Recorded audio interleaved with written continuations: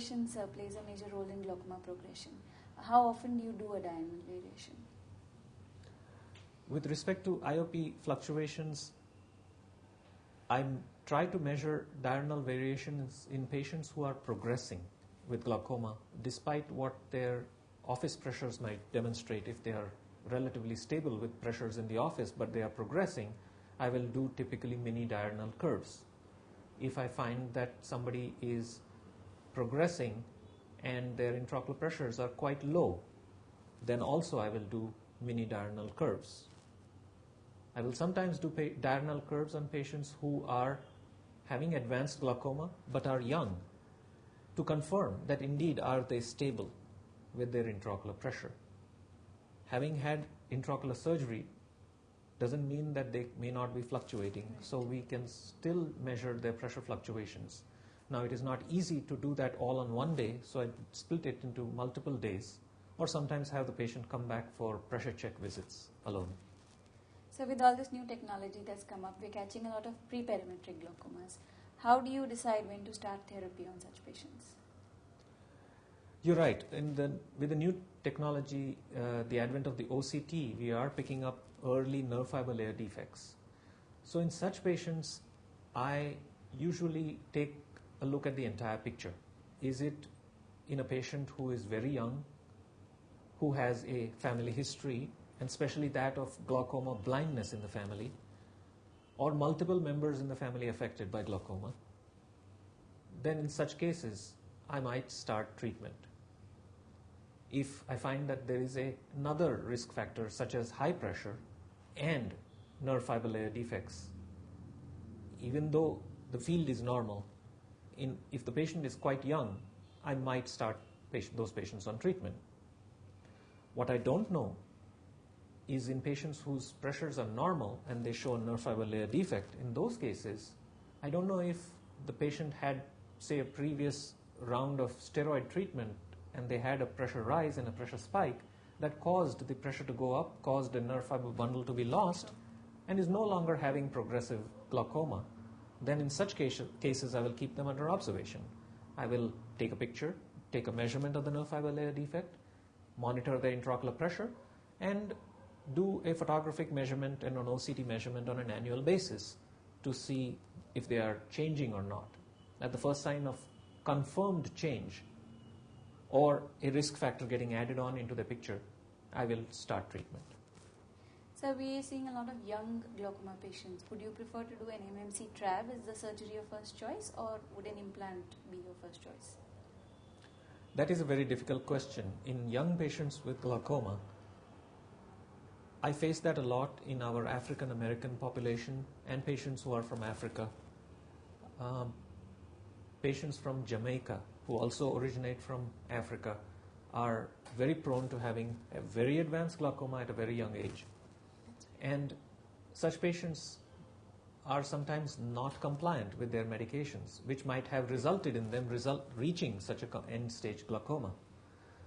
In such cases, I may tend to do a glaucoma tube surgery rather than doing a trabeculectomy.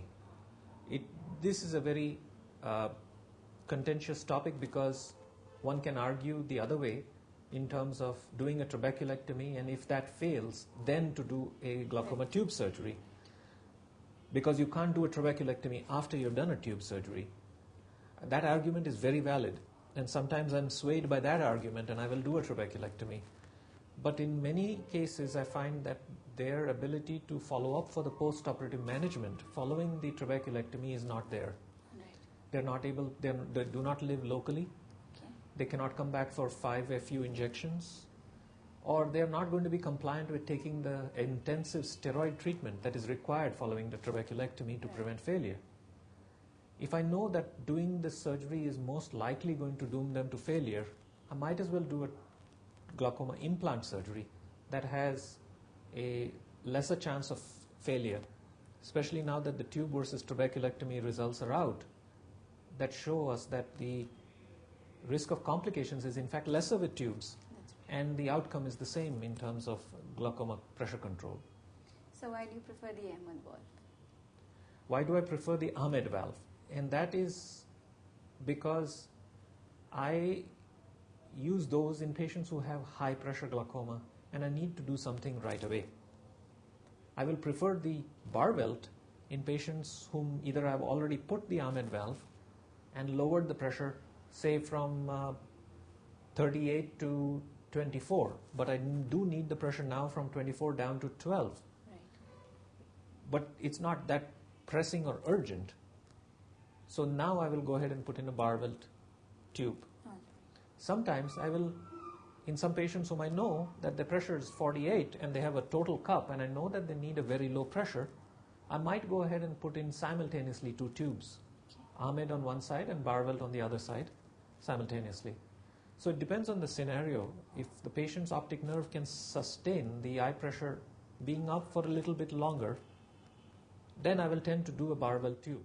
I usually choose a 250 bar welt to reduce the chances of diplopia. And the Ahmed, I will do it in a patient who cannot wait for pressure lowering because the valve works right away and prevents hypotony. How often would you follow up these patients post-op? That is one of the features that made me choose tube surgeries rather than trabeculectomies because of the follow-up visits that are required following these surgeries. There aren't many. There are about maybe 5 to 6 visits required in a 3-month period that can be spread apart, usually on day 1, then day 10.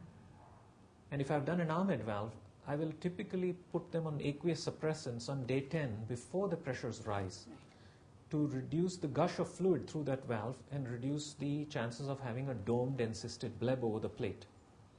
So when you know that there is going to be a hypertensive phase, why not prevent it by starting aqueous suppressants before? For a bar welt, I will see them day 1, day 10, and then week 5 when the tube is about to open. And then after the tube opens, once again, and then 10 days later again start aqueous suppressants to reduce the flow through the tube. Okay. So how do these membrane-coated implants work?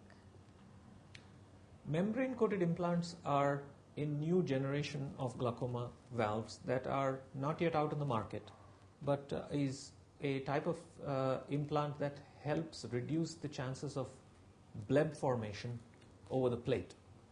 It forms a structure that allows the blood vessels to grow into, that rapidly absorbs the aqueous humor rather than forming an encysted bleb and a reservoir from where the aqueous has to then get absorbed into the blood. So what's your take on implants in children, pediatric age group? Implants in children are sometimes more favored than trabeculectomies. And the reason is that the children have an active lifestyle. Having done a trabeculectomy, it is very difficult to tell the patient not to go swimming in a lake or in the sea because of the risk of endophthalmitis and them losing the eye. Whereas doing a tube, the chances of infection are much less. There is another problem with the tube, and that is the encysted bleb that happens with the fibrotic reaction around the plate. So we are hoping that these membrane-coated valves in the future might reduce that chance and therefore make it more easier to use these tubes in pediatric patients.